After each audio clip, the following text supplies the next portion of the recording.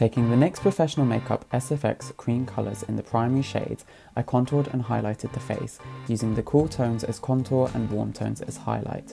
Then, going in with a flat tip brush and a sponge, I blended these into the skin.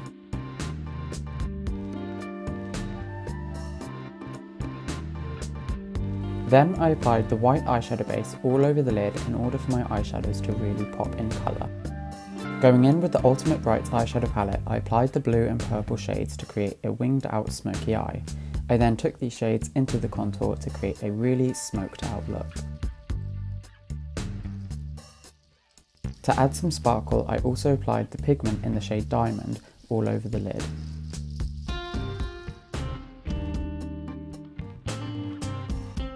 Using the white SFX cream colour, I began to sketch out my 3D repeat pattern all over the face and body. To create the 3D effect, I used a grey eyeshadow and white liquid eyeliner to add dimension and shadows. To finish off my look, I took the Suede Matte lipstick in Peach Don't Kill My Vibe and added paint and diamonds to the hair.